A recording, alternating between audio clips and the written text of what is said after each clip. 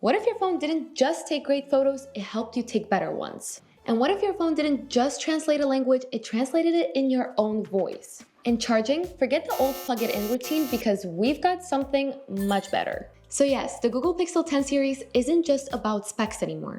It's about intelligence, creativity, and real-world experience. So I spent a week with the Pixel 10 and the Pixel 10 Pro, and honestly, I do think that these could be the smartest phones out there at this moment. If you think of Pixel phones, you obviously think about their cameras. They have the best smartphone cameras and Google knows it. But they did add a few new features that you could do with your camera. So let's start with the Google Pixel 10 first because they actually did do something different here. They added a third camera, which is a telephoto, and they made the sensor smaller. It has a 48 megapixel main sensor with macro focus, a 12 megapixel ultra-wide lens with 120-degree field of view, and a brand new 10.8 megapixel telephoto lens with up to 20x super res zoom. Even with the smaller sensors on the standard Pixel 10, it's still a great camera system.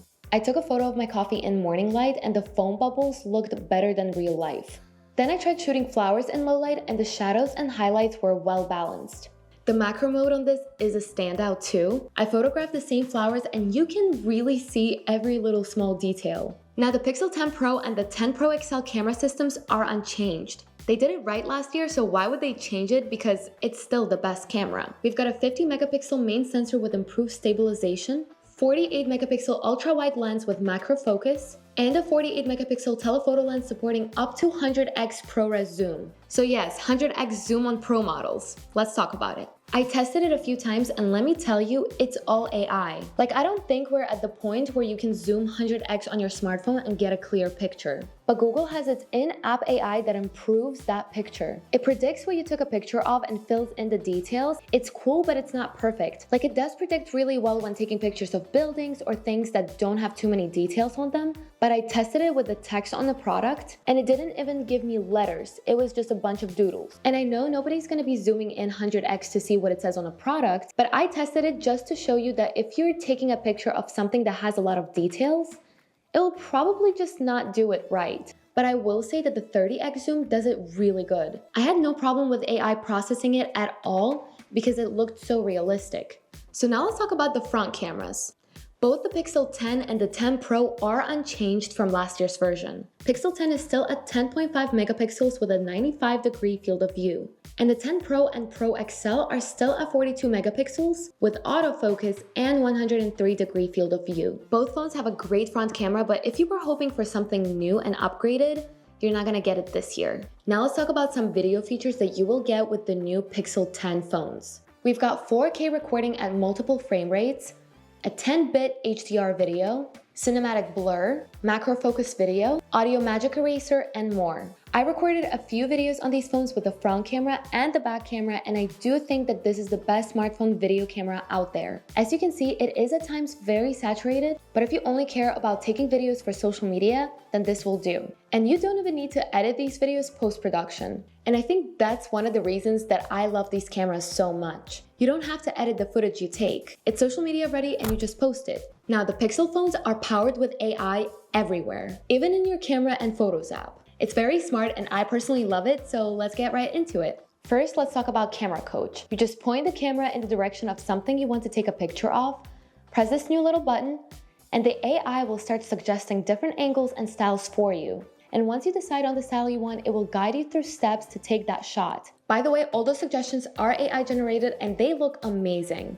But once you go through the Camera Coach steps, it will not look the same and it might frustrate you and make you think that you did something wrong. But I get why that feature is there because I feel like the older generation is going to appreciate it more than I will. I don't know, I think I'm just not the type of person that's going to spend a lot of time going through the Camera Coach to take one picture. Now in the Photos app, you get a new feature, Ask Photos. This lets you edit images by typing in the prompt. I literally typed, make the sky more dramatic and the colors pop. And it actually did it. You can also say something like remove the red object from the picture and it knows what you want to remove and does it. You could still do it the old way by manually erasing objects from your picture, but this is definitely better because we're so used to typing in prompts to ChatGPT or other chatbots. So that's everything about the cameras, and now let's talk a bit about design. I'm gonna sound like a broken record, but yet again, Google did not change the design of the overall phone. It's still the same from last year's model. And honestly, I'm not mad because they only changed the design with the Google Pixel 9 to look like this. And they obviously did something right because everyone loved how the new phone looked, and now everyone recognizes the Google Pixel phones by the way the camera looks. It's very unique, and I'm actually glad that they didn't change anything. Same as last year, the Pixel 10 has a matte metal frame and polished glass back. The Pro and the Pro XL still have the glassy frame and the matte back. I kind of do wish that the Pro was all matte because I feel like it would feel better in the hands. But we put a case on these phones anyway, so it doesn't really matter. Now, color options that we get this year for Pixel 10 are indigo,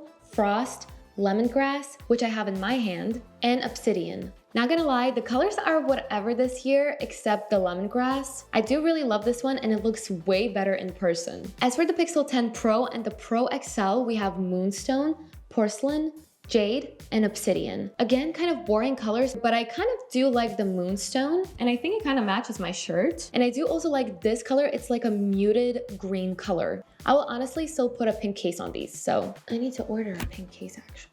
Now the displays, they did get an upgrade and became brighter. The Pixel 10 is now at 3000 nits peak brightness, so if you're outside on your phone, you will definitely be able to see your screen. The Pro and the Pro XL upgraded to 3300 nits. It's actually very enjoyably bright. Now let's talk about the fingerprint and the face unlock on these phones. They are still fast and reliable. You get the fingerprint sensor on your display, but I do wish that this sensor worked even when the display is off. If you want to easily access your phone with a fingerprint when it's on the desk, you do need to put your phone on always on display. Because if it is off, you have to tap the display to wake it up before you use your fingerprint. Like, I love the feature on the S25 Ultra. No matter if the display is on or off, the fingerprint sensor is active at all times. But maybe next year. Face unlock, I can't really say anything about it. It's pretty good. So now let's talk about the software and more AI features. Google put a lot of emphasis on these new features during the launch event, so let's see what they're all about. To start, all models will ship with Android 16 and will have 7 years worth of updates. Doesn't mean you won't need a new phone in the next 7 years.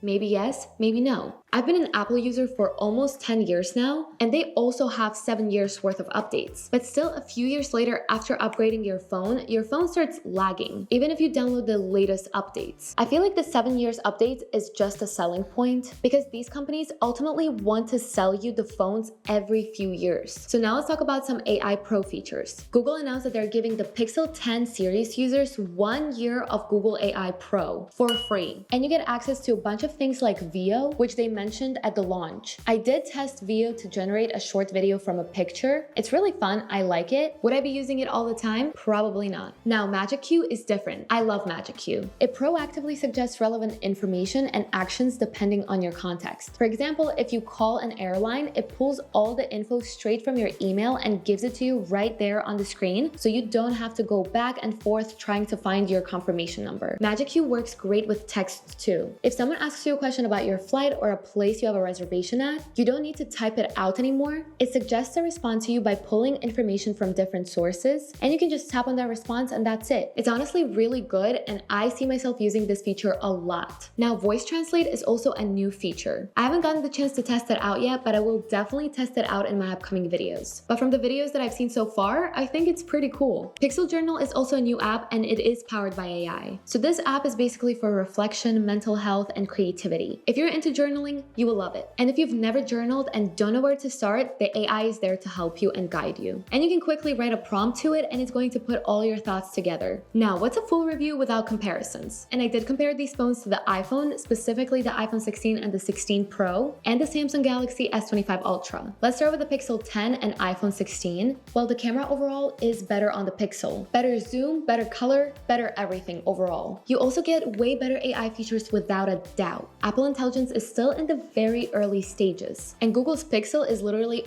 all powered by AI. Now, it's very close between Google Pixel and the S25 Ultra. The only thing that I will say is that the Google Pixel is so much easier to use. For example, when you take a photo or video by default on the S25 Ultra, it's very dim. Like, you really need to tweak a lot of settings to be able to get the exposure and the quality that you want out of your video or picture. Sometimes you just want to take out your phone and film right away, and on a Samsung phone you can do that, but it's not going to be good. But Pixel, you don't need to tweak anything. The exposure is right, the true tone is there, you just quickly film and no need to edit it afterwards. These are just camera comparisons. I'm really waiting for the new iPhone to drop to be able to compare all of these phones side by side in one video. So make sure to subscribe to not miss that video. A bit about the charger. Finally, the Google Pixel is MagSafe compatible. Google even came up with a Pixel Snap ring stand, which I thought was so cool. It helps you put your phone in any position for better hands-free viewing experience. But yeah, I think this is gonna make a lot of people happy. So now let's talk about the prices, and here's the breakdown. Pixel 10 starts at $799 with 128 gigabytes of base storage. Pixel 10 Pro starts at $999 with also 128 gigabytes of base storage. And the Pixel 10 Pro XL starts at $1,199 with 256 gigabytes of base storage. These are the same prices as last year, and they're very competitive to the Apple phones and the Samsung phones. But you do get a few features that you don't get on your iPhones and Samsung phones, and an overall better camera too. So here are my final thoughts. Google this year didn't really change